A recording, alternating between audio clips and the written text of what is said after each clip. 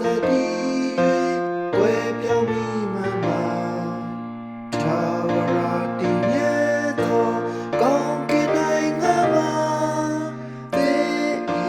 မန္တဆုဆောင်ပါသခင်ယေရှုမိန်တော်မူသည်ကား